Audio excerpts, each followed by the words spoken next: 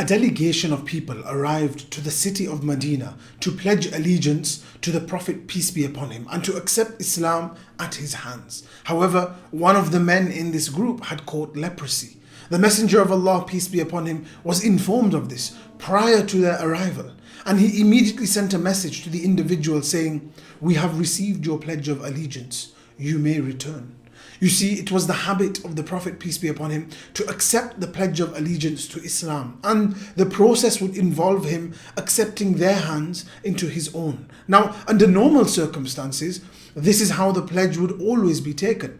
However, when the situation becomes abnormal for whatever reason, the question arises, should the normal protocols continue to apply, or should they be adapted to suit the current situation?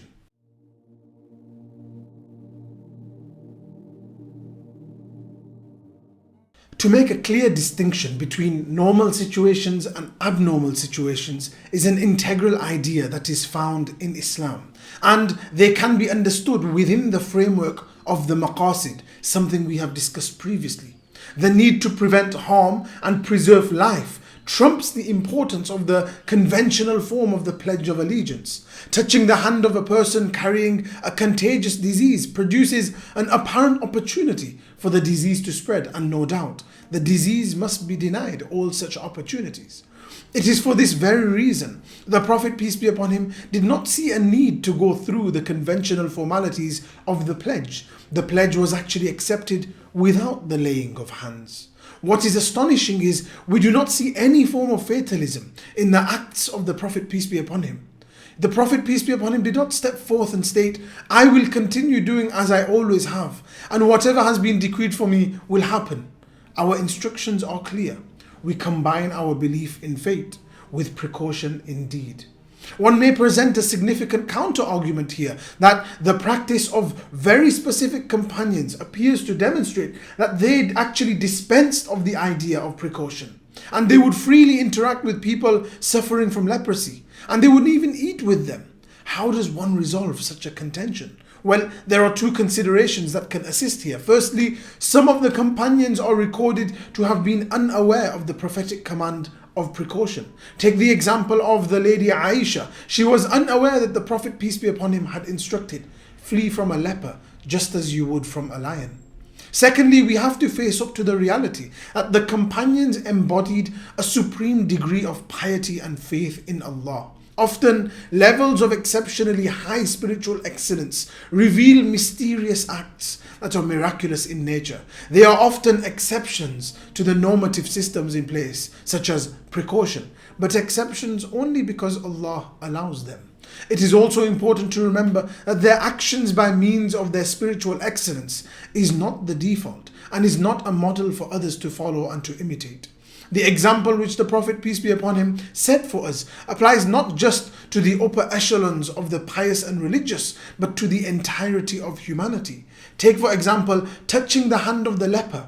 It was one of the numerous ways in which the Prophet, peace be upon him, set the tone in combating the spread of contagious diseases. Not a single person would claim or imagine for even the slightest moment that by dispensing with the formality of taking the hands, the Prophet, peace be upon him, has now forgotten that disease is caused only by Allah. No. He did what he did to demonstrate through his own noble example that the adoption of physical measures of precaution and prevention is completely compatible with the belief that harm can only befall us if Allah has decreed it.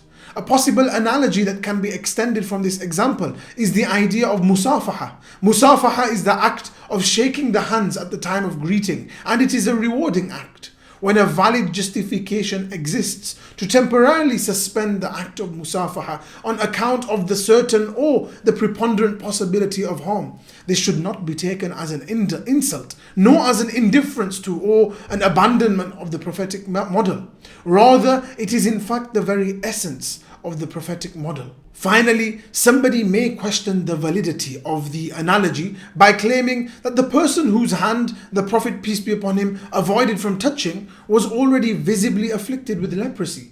Whereas the analogy of musafaha we have presented appears to be extended even to cases where the infection is a mere possibility. You see, when something becomes a matter of common affliction, where it affects communities at large or unusually large swathes of the community, then Islam treats it slightly differently to how it would treat a single individual case. When an issue becomes common and prevalent in a society, there is sufficiently enough reasoning to contend that within the context of a pandemic, the possibility of infection may in fact be equated with an actual case of infection. And so we are actually combining our relentless belief in fate with our precaution in action and in our deeds. May Allah grant His understanding. Assalamu alaikum wa rahmatullahi wa barakatuh.